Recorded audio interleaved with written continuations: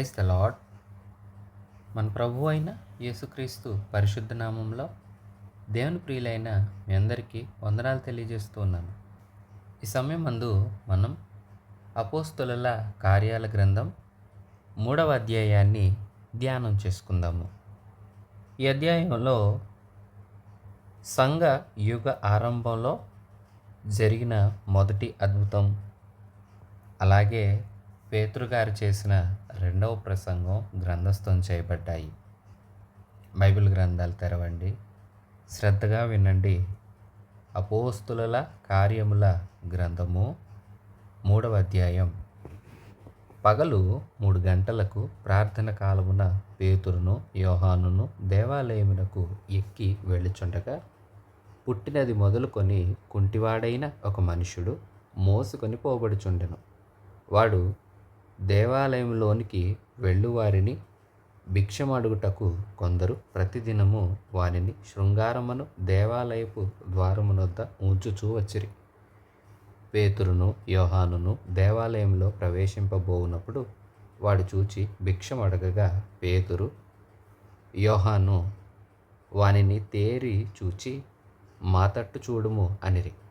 వాడు వారి యొద్ద ఏమైనా దొరుకునని కనిపెట్టుచు వారి యందు లక్ష్యముంచెను. అంతటా పేతురు, వెండి బంగారములు నా యొద్ద లేవు, కానీ నాకు కలిగినదే నీకిచ్చుచున్నాను. నజరేయుడైన యేసుక్రీస్తు నామమున నడువుమని చెప్పి వాని కుడి చెయ్యి పట్టుకుని లేవనెత్తెను. వెంటనే వాని పాదములను చీలమండలను బలము పొందెను. వాడు దిగ్గున లేచి నిలిచి నడిచెను. నడుచుచు గంతులు వేయుచు దేవుని స్తుతించుచు వారితో కూడా దేవాలయంలోనికి వెళ్ళెను. వాడు నడుచుచు దేవుని స్తుతించుట ప్రజలందరూ చూచి, శృంగారమును దేవాలయపు ద్వారమునొద్ద భిక్షము కొరకు కూర్చుండినవాడు వీడే అని గుర్తు ఎరిగి, వానికి జరిగిన దానిని చూచి విస్మయముతో నిండి పరవశులైరి. వాడు పేతురును యోహానును పట్టుకుని ఉండగా ప్రజలందరూ విస్మయం పొంది సొలొమోను తను మంటపంలో ఉన్న వారి యొద్దకు గుంపుగా పరుగెత్తి వచ్చిరి. ప్రియశ్వాసులారా, ఇక్కడ మనం చూస్తే సంఘయుగం ఆరంభమైంది. ఎలా ప్రారంభమైంది అంటామా? గత అధ్యాయంలో మనం చూసాము, దేవుని వాగ్దానపు ఆత్మ అనగా పరిశుద్ధ ఆత్మ, సత్యస్వరూపి, ఆదరణకర్త అని పిలువబడిన సాక్షాత్తు యేసుప్రభు నోట వాగ్దానం చేయబడిన ఆ ఆత్మను, నా శిష్యులారా మీరు కనిపెట్టి ఎదురు చూడండి, యెరూషలేమును విడవకొనండి అని ప్రభు ఇచ్చిన ఆజ్ఞను శిష్యులు పాటిస్తూ ఎడతెగక ప్రార్థనలు చేయుచు కనిపెడుతూ ఉన్నప్పుడు, అదిగో పెంతెకోస్తు పండగ నాడు ఒక బలమైన గాలి వీచి ఆ బలమైన గాలి వెంబడి మనం చూస్తే అగ్ని విభాగింపబడిన నాలుకలాగా వారికి కనబడి ఒక్కొక్కరి మీద వ్రాలగా వారు వాక్శక్తి పొందుకున్నారు. ఆత్మతో నింపబడ్డారు.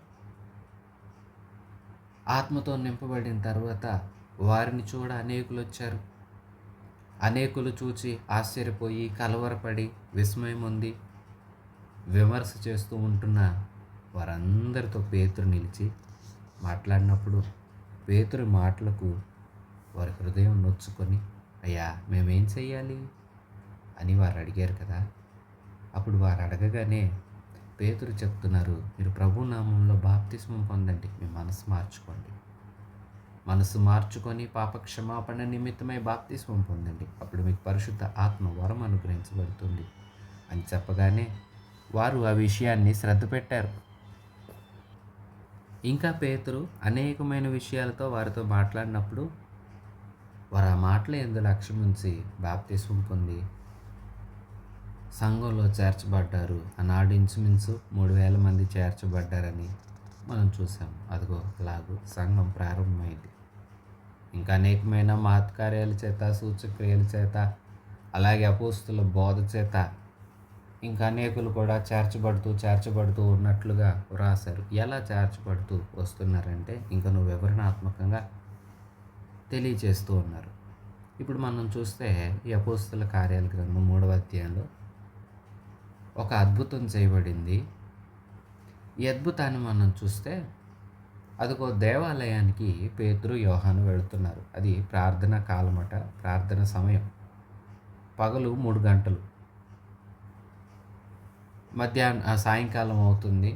ఆ వేళ 3 గంటలప్పుడు వారు ప్రార్థన చేసుకోవడానికి దేవాలయానికి వెళుతూ ఉన్నారు.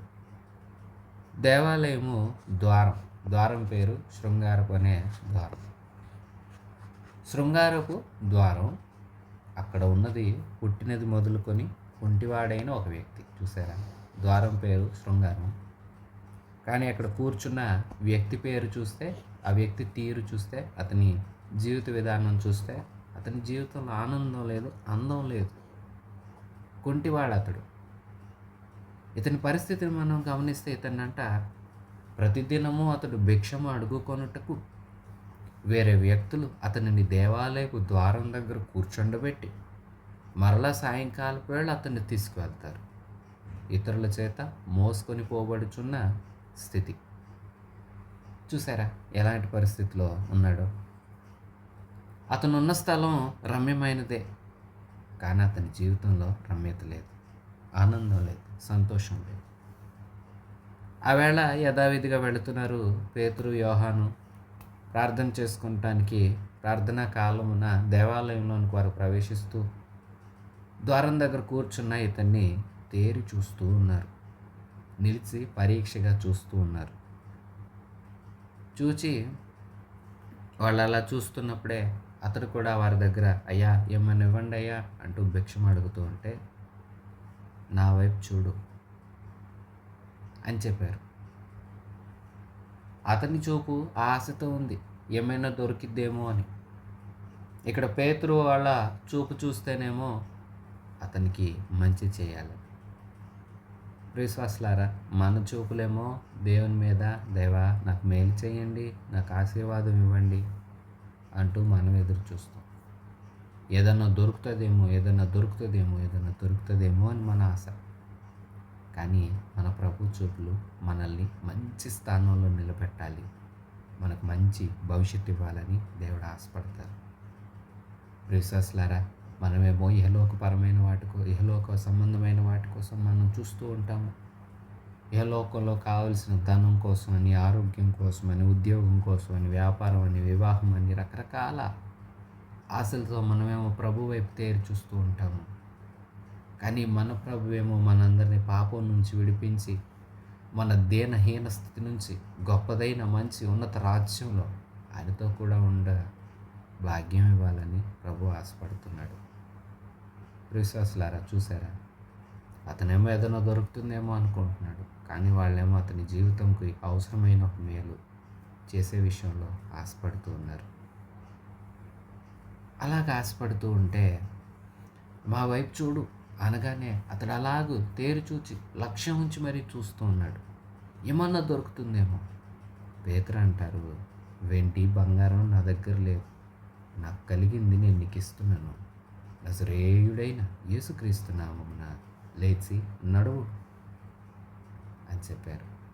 ఆ నామం బలమైన నామం, గొప్ప నామం, మహిమగల నామం, అన్ని నామముల కన్నా పై నామం యేసు నామం. ఇది పేరు మాత్రమే కాదు, మహిమ. ఎప్పుడైతే ఆ పేరుని ఉచ్చరించి లేచి నడువు అని చెప్పాడో పేతురు, వెంటనే అతను చేయి పట్టుకుని లేపితే అతను లేచాడట, నిలిచాడట. నిలిచిన అతని చీలమండలు పాదాలు బలం పొందుకున్నాయట. బలం పొందుకున్న తర్వాత లేచి నిలిచి నడవటం ప్రారంభించాడంట. నడుస్తూ గంతులు వేస్తూ ఉన్నాడంట. గంతులు వేస్తూ దేవుని స్తుతిస్తూ ఉన్నాడంట. ఎంత అద్భుతం చూసారా. లేవలేనివాడు అలాగే ఉన్నాడు, ఎవరు మోసుకుని వెళుతున్న స్థితిలో ఉన్నారు. కానీ ఇప్పుడు లేచాడు.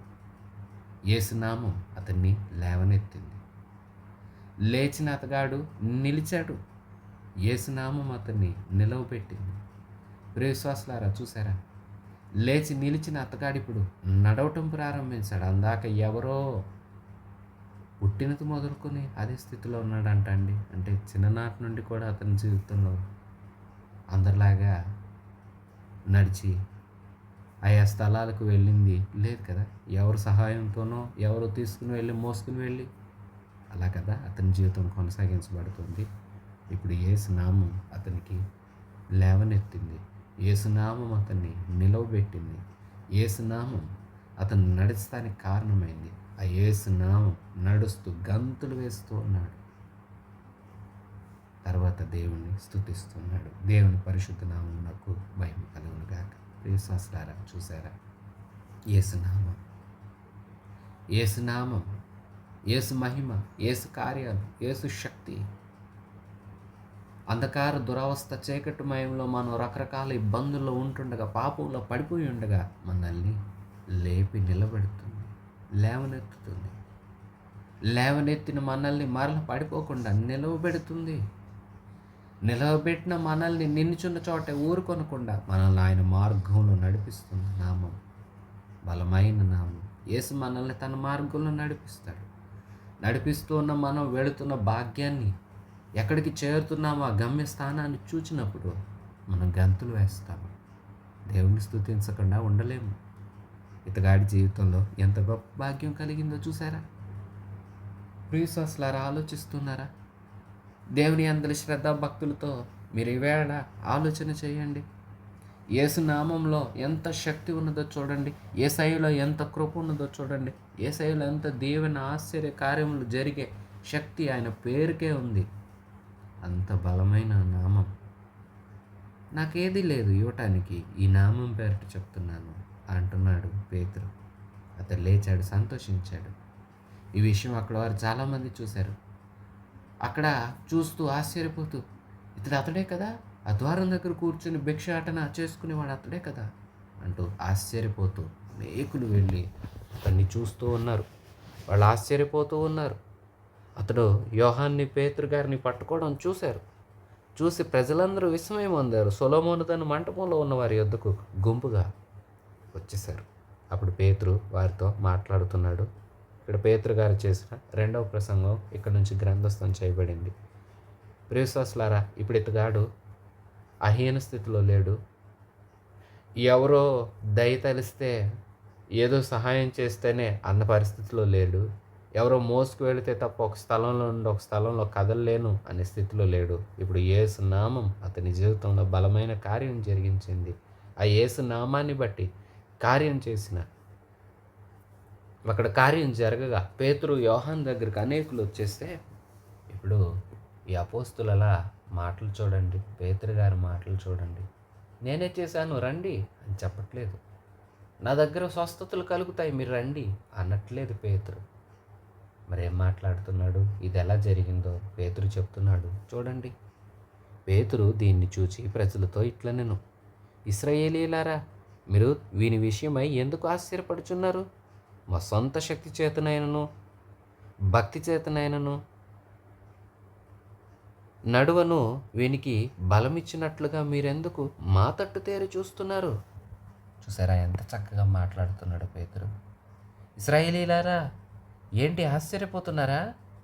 ఎందుకంత ఆశ్చర్యం? ఇది మా సొంత శక్తి, మా భక్తి చేసిందని మీరు తలస్తూ ఉన్నారా? తలంచవద్దు. ఇది మా శక్తి చేతనైనను భక్తి చేతనైనను నడవమని చెప్పి ఇతనికి బలం ఇచ్చింది మేం కాదు. మాకు ఆ శక్తి లేదు.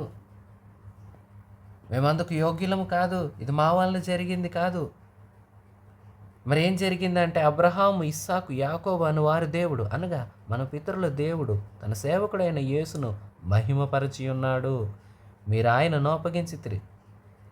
పిలాతు ఆయనను విడుదల చేయుటకు నిశ్చయించినప్పుడు మీరు అతని ఎదుట ఆయనను నిరాకరించిరి. వింటున్నారా నా సహోదరులారా? శ్రద్ధ పెట్టి ఆలకిస్తున్నారా? ఇదిగో ఇదేంటి అనుకుంటున్నారా? అబ్రహాము, ఇస్సాకు, యాకోబు అనువారి దేవుడు, అనగా మన పితరుల దేవుడు, మనం ఆరాధిస్తున్న దేవుడైన యెహోవా తన సేవకుడైన యేసును మహింపరిచాడు. ఇది ఆ యేసు నామంలోనే జరిగింది, మా శక్తి కాదు. అయితే మీరు ఆయన్ను పిలాతుకు అప్పచెప్పారు. దేవుడేమో ఆయన్ని మహింపరిచి మన కోసం పంపిస్తే మీరు ఆ యేసుని సిలువకు అప్పగించారు. పిలాతేమో ఆయనను విడుదల చేయాలని ఆశపడ్డారు, కానీ నిశ్చయించుకున్నాడు. కానీ మీరు అతని ఎదుట, పిలాతు ఎదుట మాకు యేసు వద్దు, మాకు ఆయన వద్దు అని మీరు ఆయనను నిరాకరించారు కదా. మీరు పరిశుద్ధుడును నీతిమంతుడైన వానిని నిరాకరించిరి, నరహంతకుడైన మనిషిని మీకు అనుగ్రహింపమని అడిగారు. మీకు తెలీదా? పిలాతు గారి న్యాయస్థానం ముందు నిలిచిన మీరు అలనాడు యేసునో లేదంటే బందిపోటు దొంగ అయిన బరబ్బను ఎవరిని వీరిద్దరిలో విడుదల చేయను అంటుంటే మీరు మాకు బందిపోటు నరహంతకుడు కావాలని కోరుకున్నారు. కానీ మహిమకు కారణమైన అద్భుత కార్యాలు చేసిన, ఆశ్చర్య కార్యాలు చేసిన, మహత్కార్యాలు సూచక్రియలు మీ మధ్య జరిగించిన యేసును మీరు నిరాకరించారు కదా, వద్దనుకున్నారు కదా. ఆశ్చర్యపోకండి జరుగుతున్న దాన్ని చూచి. 15వ వచనం, మీరు జీవాధిపతిని చంపితిరి, కానీ దేవుడు ఆయనను మృతులలో నుండి లేపెను, అందుకు మేము సాక్షులం. విశ్వాసులారు, ఇక్కడ మరొకసారి పేతురు పునరుత్థానాన్ని గురించి గట్టిగా చెప్తున్నాడు. అపోస్తుల ఏ ప్రసంగంలోనైనా పునరుత్థానం అనేది లేకుండా ప్రసంగం లేదు. పునరుత్థానాన్ని గురించి, ఏ సిలువను గురించి ఏ సేవకుడైనా సరే తను నిలిచిన ప్రతి చోట ఖచ్చితంగా వివరించవలసిన ఆవశ్యకత ఎంతైనా ఉన్నది. వింటున్న విశ్వాసులారా, మీరైనా అలాగే ఎవరైనప్పటికీ మరో విషయం గుర్తుంచుకోవాలి. యేసుక్రీస్తు మరణ పునరుత్థానాలను ఎల్లవేళలా ధ్యానం చేసుకునే వారంగా, ఆ మరణ పునరుత్థానాలను జ్ఞాపకం చేసుకునే వారంగా, ప్రచురం చేసే వారంగా మనం ఎల్లవేళలా ఉండాలి. మీరు దొంగను కావాలనుకున్నారు, నరహంతకుడిని కావాలనుకున్నారు, జీవాధిపతిని చంపారు, వద్దనుకున్నారు, శిక్షకు అప్పచెప్పారు. కానీ దేవుడు ఆయనను మృతులలో నుండి లేపాడు. మేము ప్రకటిస్తున్న యేసు లేచాడు, అందుకు మేమే సాక్షులం. మేమున్నాం, మేము సాక్ష్యం చెప్తాం. ఆయన మాకు లేచిన తర్వాత మాకు కనపడ్డారు. ఆయన చనిపోయినంతవరకు మీరు చూసారా? సిలువ వేయబడినంత మట్టుకే మీరు చూసారా? సిలువ వేయబడిన ఆయన్ని సమాధి చేశాము. సమాధి చేయబడిన ఆయన మరల మృతులలో నుండి మృత్యుంజయుడిగా, జయశీలిగా, మరణాన్ని గెలిచిన దేవుడిగా తిరిగి లేచాడు. అందుకు మేము సాక్షులం. మేము చెప్పగలం మీ ఎదుట అంటున్నారు. ప్రియశాస్లారా, చూసారా? పేతురు దేవుని పునరుత్థానానికి సాక్షిగా నిలబడి మేము సాక్షిని, మేము చెప్తాం, మేము సాక్షులం అంటున్నాడు. కుంటివాడో ఇప్పుడు కాళ్ళు బాగయ్యాయి, వాడు కూడా చెప్తున్నాడు, యేసునామాను నాకు స్వస్థత కలిగింది. మరి నీవు సాక్ష్యం చెప్తున్నావా? నీ గురించి కాదు, ప్రభు గురించి సాక్ష్యం చెప్పు. ప్రభు యొక్క మరణ పునరుత్థానాల గురించి సాక్ష్యం ఇయ్యు. ఆయన పాపరహితుడు, ఏ పాపం చేయని పరిశుద్ధుడైన దేవుని గురించి సాక్ష్యం ఇవ్వాలి. ఆయన నామమందలి విశ్వాసము మూలముగా ఆయన నామమే మీరు చూచి ఎరిగియున్న వీనిని బలపరిచెను. ఆయన వలన కలిగిన విశ్వాసమే మీ అందరి ఎదుట వీనికి ఈ పూర్ణ స్వస్థత కలగచేశాను. స్పష్టంగా చెప్తున్నాడు. ఆయన నామమందలి విశ్వాసం మూలంగా, ఆయన నామమే, ఆయన నామ మహిమే ఈ కార్యం చేసింది, మేం కాదు. అదే చెప్తున్నాడండి. తను మహిమ చెప్పుకోవట్లేదు. నేను చేశా, యోహాను చేశాడు, చూడండి. ఇతగాడు ఇప్పుడు మీ కళ్ళెత్తితే మేము బాగు చేశాం చూడండి, రండి అంటలేదు. చూచి ఆశ్చర్యపోవద్దు, ఇది మా భక్తి చేత, మా శక్తి చేత జరగలేదు, యేసు నామం చేత జరిగింది. ఆ నామం మందుల విశ్వాసం చేత జరుగుతుంది. విశ్వాసి, ఈ యేసయ్యను, ఆయన బలమైన నామంను నీవు ఎరుగుతావా? ఆయన మీద విశ్వాసం ఉంచుకున్నావా? ఆయన నమ్ముతున్నావా? పూర్తిగా నమ్ముతున్నావా? అప్పుడు నువ్వు పూర్తిగా మేలు పొందగలుగుతావు. ఇదిగా నామే ఇతన్ని బలపరిచింది, ఈ పూర్ణ స్వస్థత కలగచేసింది. ఇతని స్థితి మీకు తెలుసు, ఇతడు కుంటివాడు. ఇప్పుడు ఇతన్నే మీరు చూస్తున్నారు కదా, ఇతనికి అంతటి కార్యం చేసింది ఆ బలమైన నామమే. ఆ నామం వలనే ఇతడు పూర్ణ స్వస్థత పొందుకున్నాడు. ఇది మా వలన కలిగింది కాదు, మేము చేసిన కార్యం కాదు. సహోదరులారా, మీరును మీ అధికారులను తెలియక చేసిరని నాకు తెలుసు. నేను అంటున్నాను కదా, మీరు యేసుని చంపారని, సిలువ వేశారని, మీరు ఆయన్ని నిరాకరించారని. నాకు ఒక విషయం తెలుసు, ఇది మీరేమీ తెలుసు కాదు, మీరు తెలియకే చేశారు. నాకు ఆ విషయం తెలుసు. అయితే దేవుడు తన క్రీస్తు శ్రమపడునని సమస్త ప్రవక్తల నోట ముందుగా ప్రచురపరిచిన విషయములను ఇలాగూ నెరవేర్చును. అయితే మీరు ఒక విషయాన్ని ఆలోచించండి. దేవుడు ముందే చెప్పారు ఆయన క్రీస్తు శ్రమ పడతారని, క్రీస్తు భూమి మీదకు వచ్చి శ్రమలను అనుభవిస్తారని తన ప్రవక్తల నోట ముందే ప్రచురపరిచాడు దేవుడు. అవన్నీ నెరవేర్పులోకి వచ్చాయి. అందుకే అది మీ వలన జరిగింది. మీరు ఆలోచించండి. ప్రభు సముఖము నుండి విశ్రాంతి కాలాలు వస్తున్నట్లు మీ కొరకు నియమించిన క్రీస్తు యేసు అను ఆయన పంపునట్లును మీ పాపములను తుడిచివేయబడు నిమిత్తము మారు మనసు పొంది తిరుగుడి. మీరు తెలియక చేశారని నాకు తెలుసు, కానీ నేను ఒక విషయం చెప్తా వినండి. మీ పాపాల నిమిత్తం మీరు విడుదల పొంది ప్రభు ప్రసాదించే ఆ విశ్రాంతి కాలాలను మీరు అనుభవించి సంతోషంగా ఉండాలంటే మీరు మీ పాపాలు విడిచి వాటిని తుడిచిపెట్టి మీకు మేలు చేయగలిగిన యేసు వైపు రండి, మారు మనస్సు పొందండి. మీ పాపాలు తుడిచివేయబడి నిమిత్తం. ఆ పాపాలు నిలిచి ఉంటే రేపు మీరు విమర్శలోకి తీర్పులోకి వస్తారు కనుక మీరు చేసిన ప్రతిదాన్ని బట్టి మీరు లెక్క అప్పచెప్పుకొని శిక్ష పాలు కావాల్సి వస్తుంది కనుక వాటన్నింటిని ఇప్పుడే ఒప్పుకోండి. వాటిని యేసు తుడిచిపెడతారు. తుడిచిపెట్టడం కోసం, మీ పాపాలు క్షమించబడటం కోసం, మీరు పరిశుద్ధులుగా మారటం కోసం మీరు మారు మనసు పొందండి, తిరగండి. విశ్వాసులారా, చూసారా, పేతురు వారిని ఆహ్వానిస్తున్నాడు. తిరగండి ఆయన వైపు. ఏ నామం పేరట ఇతనికి స్వస్థత కలిగిందో ఆ నామాన్ని బట్టి చెప్తూ ఉన్నామో ఆ నామం కలిగి ఉన్న యేసు ఆయన వైపు తిరగండి. ఆయన దగ్గరే స్వస్థత కలుగుతుంది. పునరుత్థానం ఆయనే, పాప క్షమాపణ ఆయనే, పాప విమోచన ఆయన వద్దనే కలుగుతుంది. మీరు రండి, మారు మనసు పొందండి. తెలియక చేశారు కాబట్టి ఆయన కూడా క్షమించి మీ పాపాలను తుడిచివేస్తాడు. రండి. కానీ నా మాటలు విని కూడా మీరు అలాగే నిలిచి ఉంటే మీ పాపాలు మీ మీద నిలవబడతాయి. ఎవరి పాపములు అయితే నిలిచి ఉంటాయో వారు శిక్షకు పాలవుతారు అంటూ రండి అంటూ ఆహ్వానాన్ని అందిస్తున్నాడు. తిరగండి దేవుని వైపు. అన్నిటికీ కుదురుబాటు కాలములు వచ్చునని దేవుడు ఆది నుండి తన పరిశుద్ధ ప్రవక్తల నోట పలికించను. అంతవరకు యేసు పరలోకవాసి అయ్యుండుట ఆవశ్యకం. మోషే ఇట్లనెను, ప్రభు అయిన దేవుడు నా వంటి ఒక ప్రవక్తను మీ సహోదరుల్లో నుండి మీ కొరకు పుట్టించును. ఆయన మీతో ఏమి చెప్పినను అన్ని విషయములలో మీరు ఆయన మాట వినాలని. ఇదిగో దేవుడు ముందుగానే తన సేవకుల నోట, ప్రవక్తల నోట పలికించారు కదా. మోషే కూడా చెప్పారు ఏమనంటే, నా వంటి ఒక ప్రవక్తను మీ సహోదరుల్లో నుండి ఆయన పుట్టిస్తారు. మీరు ఆయన మాట వినాలి. మీరు ఆయన ఏం చెప్పినా అది వినాలి, శ్రద్ధగా వినాలి, పాటించాలి అంటూ మోషే చెప్పారు కదా. ఆ ప్రవక్త మాట విననివాడు ప్రజలలో ఉండకుండా సర్వనాశనమగును అనెను. ఎవరైతే ఆయన మాట వినరో వారి నాశనాన్ని వారే కొని తెచ్చుకున్నట్లు.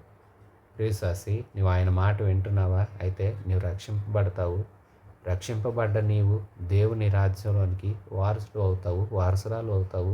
దేవుని రాజ్యంలో యుగయుగాలు ఆయనతో కూడా ఉంటావు. మాట వినని వాడవు, వినని దానవు అయినప్పుడు ఆలోచించు. రే సహోదరి, సహోదరుడా, నీవు ఆయన మాట వినకపోతే ఎవరి నాశనానికి వారే కారకులు అవుతారు. మాట వినండి, నా వైపు చూడండి, తిరగండి ప్రభు వైపు, మారు మనసు పొందండి అంటున్నాడు పేతురు. మరియు సమూయేలు మొదలుకొని ఎందరు ప్రవక్తలు ప్రవచించిరో వారందరూ ఈ దినమును గూర్చియే ప్రకటించిరి. ఆ ప్రవక్తలను దేవుడు అబ్రహాముతో, నీ సంతానమందు భూలోక వంశములన్నీ ఆశీర్వదింపబడి అనునే చెప్పి మీ పితరులతో చేసిన నిబంధనకును మీరు వారసులై ఉన్నారు. అదిగో వినండి, సమూయేలు మొదలుకొని అందరి ప్రవక్తల ద్వారా దేవుడు ప్రవచింపచేసిన ఆ దినాన్ని గురించి, ఆ మాటల గురించి మీరు తెలుసుకొనండి. ఆ ప్రవక్తలతో దేవుడు ఈ మాట చెప్పించాడు కదా. అబ్రహాముతో దేవుడు చెప్పాడు కదా, నీ సంతానమందు భూలోక వంశములన్నీ ఆశీర్వదించబడతాయని. మీ పితరులతో చేసిన నిబంధనకు మీరు వారసులు కదా. ఆ నిబంధనకు వారసులుగా మీరుండి ఆ నిబంధనను స్వాధీనం చేసుకోవాలంటే మీరు ఈ క్రీస్తుని విశ్వసించాలి, ఆయన వైపు తిరగాలి. ఎందుకంటే ఆ నిబంధనకు సంపూర్ణ నెరవేర్పు క్రీస్తునందే జరుగుతుంది. అబ్రహాము వంశం ద్వారా, సంతానం ద్వారా భూమి మీద వంశములన్నీ ఎలాగ ఆశీర్వదించబడతాయి అంటే, ఆ వంశంలో అబ్రహాము సంతానమందు పుట్టు యేసుక్రీస్తు ద్వారానే ఈ నిబంధన సార్థకం అవుతుంది, నెరవేరుతుంది. విశ్వాసి, ఆశీర్వాదం కావాలా? అయితే యేసే కావాలి. నీకు రక్షణ కావాలా? అయితే నువ్వు యేసు దగ్గరికే రావాలి. నీ స్థితి మారి, నీ హృదయపు స్థితి పరిశుద్ధమైనదై నీకు నెమ్మది కలగాల, విశ్రాంతి కావాలా? అయితే ప్రభు ఆహ్వానాన్ని విను. ప్రయాసపడి భారం మోయిచున్న సమస్త జనులారా నా యొద్దకు రండి అంటున్న ప్రభు పిలుపు వినండి. అలాగే మీ పాపములు తుడిచివేయబడి నిమిత్తం మీరు క్రీస్తు వైపు తిరిగి మారు మనసు పొందండి అంటూ పేతురు ఇస్తున్న పిలుపును కూడా మీరు శ్రద్ధ పెట్టి వినండి. ఏ సేవకుడు నిలిచి పిలిచినా, ఏ ప్రవక్త నిలిచి ప్రవచించినా అన్నీ యేసు గురించే. యేసునందే సమస్తం ఉన్నాయి. యేసునందే రక్షణ, యేసునందే విమోచన, యేసునందే క్షమాపణ, యేసునందే నిత్యజీవం, యేసునందే సంతోషం, యేసునందే ఆశీర్వాదం. ఏది కావాలి నీకు? ఏది కావాలన్నా నీవు నేడే ప్రభు వైపుకు తిరగాలి. 26వ వచనం, దేవుడు తన సేవకుని పుట్టించి మీలో ప్రతి వాని దుష్టత్వం నుండి మళ్లించుట వలన మిమ్మల్ని ఆశీర్వదించుటకు ఆయనను మొదట మీ యొద్దకు పంపెనని చెప్పాను.